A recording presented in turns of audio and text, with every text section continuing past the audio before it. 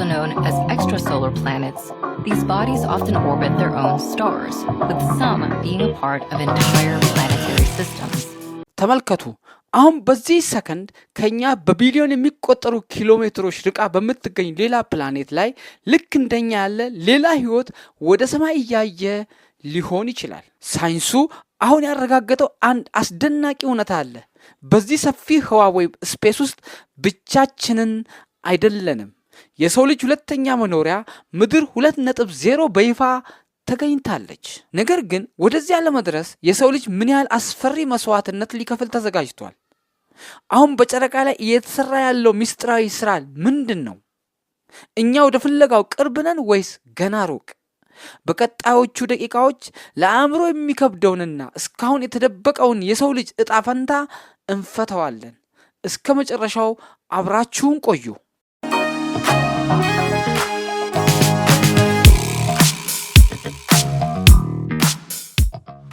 እስቲ ለአንድ አፍታ ቆም ብላችሁ አስቡ።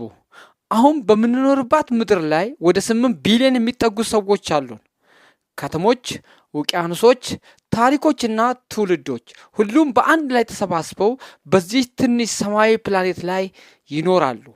ነገር ግን በትልቁ የህዋ ወይም ስፔስ ስፍራ ውስጥ እኛ ብቻችንን ወይስ በቢሊዮን ከሚቆጠሩ ከዋክብት መካከል ልክ እንደኛ አይነት ሌላ ዓለም አለች?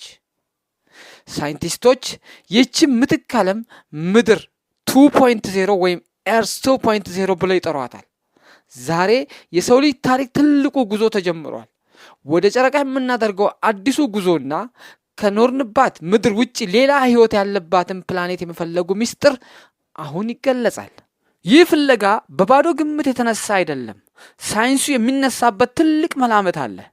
በእኛ ጋላክሲ ወይም ሚልኪ ዌይ ውስጥ ብቻ ከ200 ቢሊዮን በላይ ከዋክብት አሉ። ከነዚህ ከዋክብት መካከል ቢያንስ ከ20 እስከ 50 በመቶ የሚሆኑት ልክ እንደ ፀሐያችን ናቸው። ሳይንቲስቶች ወርቃማው ቀጠና ሃቢታብል ዞን ወይም ጎልዲሎክስ ዞን ብለው በሚጠሩት ማለትም ለኮከባቸው በጣም ሳይቀሩ ወይም ሳይርቁ ፈሳሿ ሊገኝ በሚችልበት ርቀት ላይ የሚሽከረከሩ ቢሊዮን ፕላኔቶች እንዳሉ ይገመታል። ግምቱ ግልጽ ነው። ውሃ ካለ ህይወት የመኖር እድሉ ሰፊ ነው። ይህንን ፍለጋ ከመጀመራችን በፊት ግን እኛ ራሳችን በዚህ ሰፊ ህዋ ወይም ስፔስ ውስጥ የት ነው የምንገኘው? የእኛስ የህዋ አድራሻ ምንድን ነው? የሰው ልጅ የሚኖረው ሚልኪ ዌይ በሚባለው ጋላክሲ ውስጥ ኦራየን ክንድ ኦራየን አርም በሚባል ትንሽ የከዋክብት መንደር ውስጥ ነው። ነገር ግን የእኛ ጋላክሲ በቢሊዮን ከሚቆጠሩ ሌሎች ጋላክሲዎች ጋር ሲነጻጸር በታላቁ ውቅያኖስ ውስጥ እንዳለች አንዲት የውሃ ጠብታ ብቻ ነው። እኛ የምንገኝበት ስፍራ በሳይንሳዊ አድራሻ ካስቀመጥ ነው እንዲህ ይነበባል።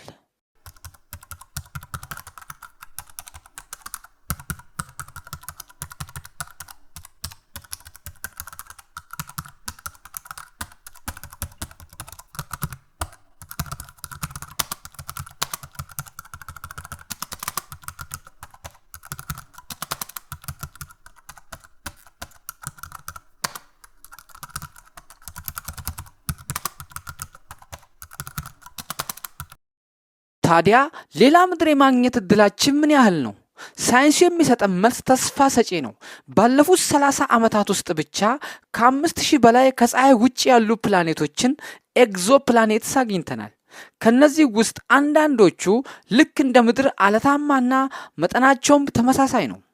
ለምሳሌ ኬፕለር 452 ቢ የተባለችው ፕላኔት የምድር ታላቅ ትባላለች።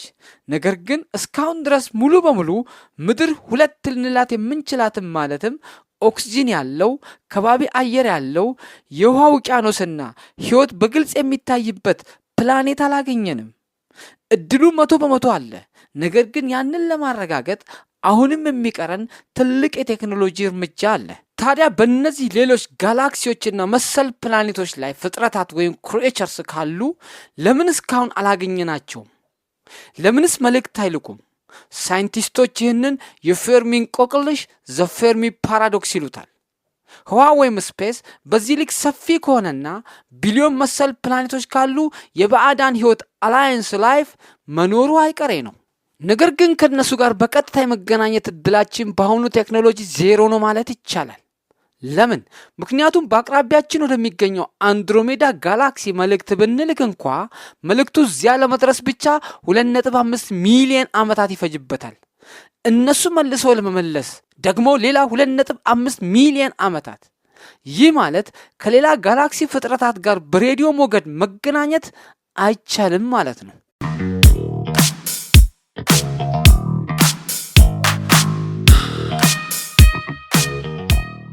ይህንን ህልም እውን ለማድረግ የሰው ልጅ አሁን ላይ ታላላቅ ተግባራዊ ስራዎችን እየከወነ ይገኛል።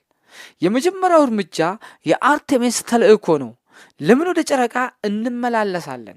ምክንያቱም ጨረቃ ወደ ጥልቅ ህዋ የምናደርገው ጉዞ መነሻ ጣቢያ ቤዝ ካምፕ ስለሆነች ነው።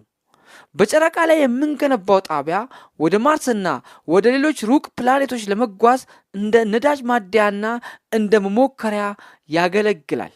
እስቲ በዚህ መሬት መሰል ፕላኔቶች ፍለጋ ላይ የሰው ልጅ ያሰማራቸውን መሳሪያዎች እንመልከት። አንድ ጀምስ ዌብ ስፔስ ቴሌስኮፕ አሁን ስራ ላይ አለ። የጀምስ ዌብ ቴሌስኮፕ የሩቅ ፕላኔቶችን ከባቢ አየር ወይም አትሞስፈር በመመርመር ላይ ይገኛል። በቅርቡ በ2026 እንኳ TOI 199b በተባለች ፕላኔት ላይ ሚቴንና አስገራሚ አየር ንብረት ሁኔታዎችን መለየት ችሏል። ሁለት ፕላቶ ስፔስ ቴሌስኮፕ በቅርብ የሚመጥቅ የአውሮፓ ጠፈር ኤጀንሲ ESA የሚያዘጋጀው የፕላቶ ቴሌስኮፕ 26 ካሜራዎችን በመጠቀም ከ200,000 በላይ ከዋክብትን ይቃኛል። ዋና ዓላማው ልክ እንደ ምድር ያሉ አለታማ ፕላኔቶችን መፈለግ ነው። 3 ናንሲ ግሬስ ሮማን ቴሌስኮፕ በዝግጅት ላይ አለ። ይህ የናሳ ቴሌስኮፕ ከሀብል ቴሌስኮፕ በመቶ እጥፍ የሰፋ የህዋ እይታን በመስጠት የቢሊዮን ከዋክብትን ፎቶግራፍ በአንድ ጊዜ ማንሳት ይችላል።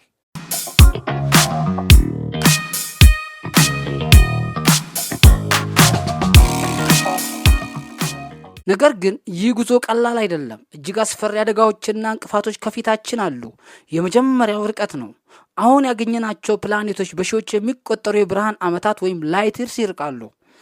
አሁን ባለን ፈጣን መንኮራኩር እንኳ ወደ እነሱ ለመድረስ በ10 ሺዎች የሚቆጠሩ ዓመታት ይፈጅብናል።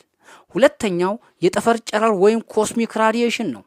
ከምድር ማግኔጢሳዊ ቀጠና ውጭ የሚጓዙ ጠፈርተኞች ለአደገኛ ካንሰር አምጪ ጨረሮች ይጋለጣሉ። ሶስተኛው የቴክኖሎጂ ውስንነት ነው።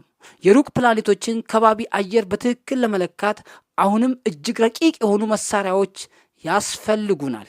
ታዲያ እኛ ምድር ቁጥር 2 ለማግኘት ቅርብ ነን ወይስ ሩቅ? ሳይንሱ የሚለን እንዲህ ነው። ለማየት በጣም ቅርብ ነን፣ ለመድረስ ግን ገና ሩቅ ነን። በሚቀጥሉት 10ና 20 ዓመታት ውስጥ ሌላ ህይወት ያለባትን ፕላኔት በቴሌስኮፓችን እንደምናገኝ ሳይንቲስቶች ሙሉ እምነት አላቸው። ነገር ግን እዚያ ለመድረስ የሰው ልጅ ገና ብዙ ትውልዶችን መሻገር ይኖርበታል። ምናልባትም ምድር ቁጥር 2ን የምናገኘው እኛ ሳንሆን አሁን ይህንን ቪዲዮ እያያችሁ ያላችሁት የእናንተ ልጆች ወይም የልጅ ልጆች ሊሆኑ ይችላሉ። የአይንስታይን ሪላቲቪቲ ቲዮሪ እንደሚነግረን በህዋ ወይም ስፔስ ውስጥ ከብርሃን ፍጥነት በላይ መጓዝ አይቻልም። ታዲያ የሰው ልጅ ይህንን የርቀት አጥር ሰብሮ እንዴት ምድር ቁጥር 2 ላይ ሊደርስ ይችላል? ሳይንስ ለዚህ 2 ቴዎሬቲካል መፍትሄዎችን ያስቀምጣል።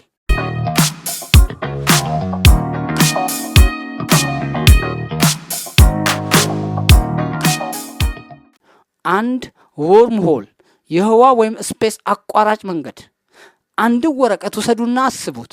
ከወረቀቱ ጫፍ እስከ ጫፍ ለመድረስ ቀጥታ መጓዝ ረጅም ጊዜ ይወስዳል።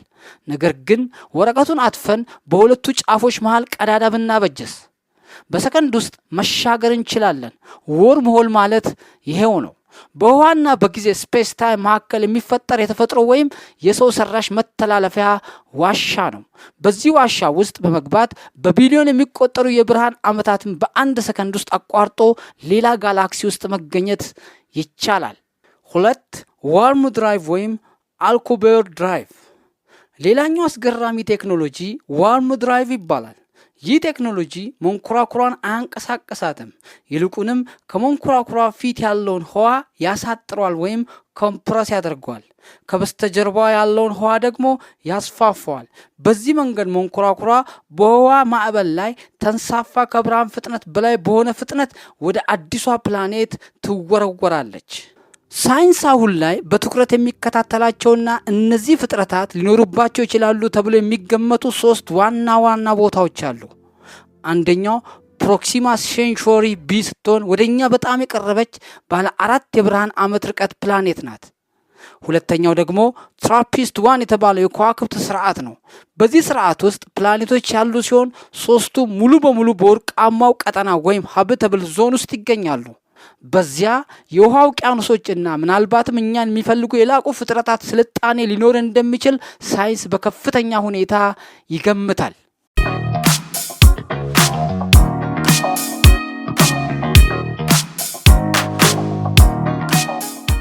ለመሆኑ ኤግዞፕላኔት ማለት ምን ማለት ነው? በሳይንሱ አጠራር ከኛ ፀሐይ ውጪ ባሉ ሌሎች ከዋክብት ዙሪያ የሚዞሩ ፕላኔቶች ኤግዞፕላኔቶች ይባላሉ።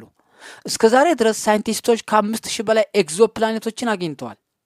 ሳይንስ በዚህ ጉዳይ ላይ ያለው ትንበያ በጣም ቀላል ነው። በአጽናፈ ሰማይ ውስጥ በቢሊዮን የሚቆጠሩ ጋላክሲዎች አሉ። በእያንዳንዱ ጋላክሲ ውስጥ ደግሞ በቢሊዮን የሚቆጠሩ ከዋክብት አሉ። ከነዚህ ከዋክብት መካከል ቢያንስ ግማሾቹ ፕላኔቶች አሏቸው። በሂሳብ ስሌት ድሬክ ኢኩዌሽን መሰረት በዚህ ሰፊ ህዋ ውስጥ ምድር ብቻዋን ህይወት ያለባት ፕላኔት ልትሆን የምትችልበት እድል ከዜሮ ጋር እኩል ነው።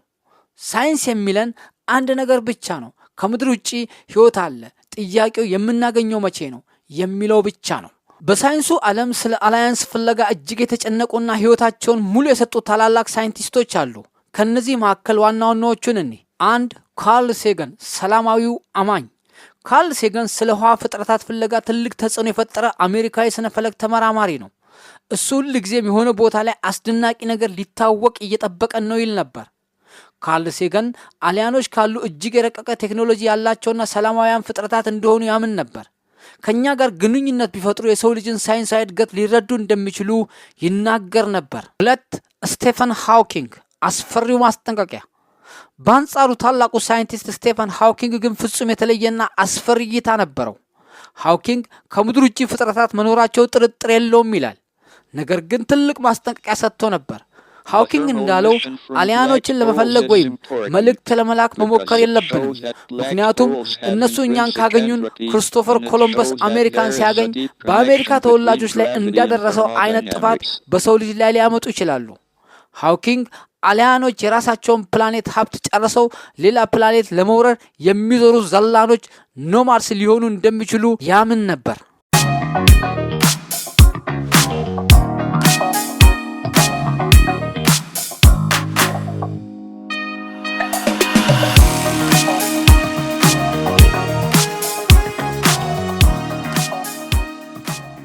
አቪሎቭ የሃርቫርድ ዩኒቨርሲቲ ፕሮፌሰር፣ የአሁን ዘመን ሳይንቲስት አቪሎቭ በአሁኑ ሰዓት ስለ አላያንስ ቴክኖሎጂ እጅግ ሙግት የሚፈጥር ሰው ነው።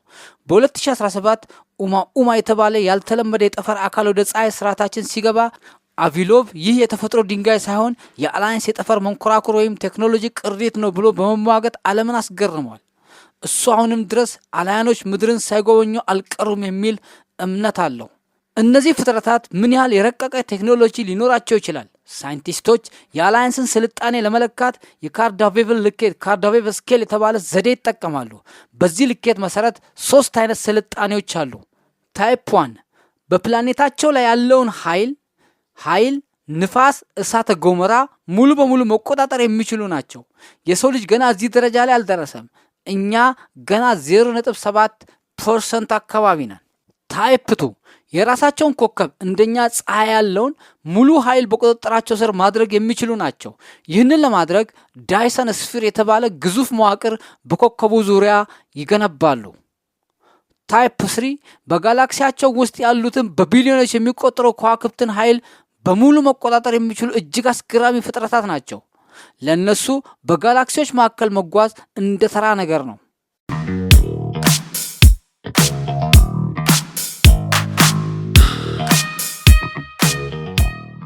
ይህ ማለት እኛን ሊጎበኙን የሚችሉ አላያኖች ካሉ ቴክኖሎጂያቸው ከእኛ በቢሊዮን ዓመታት የቀደመ ይሆናል ማለት ነው። ታዲያ ይህንን ያህል የረቀቀ ቴክኖሎጂ ካላቸው ለምን እስካሁን በግልጽ አልመጡም? ሳይንቲስቶች ለዚህ ጥያቄ ጥቂት መልሶች አሏቸው።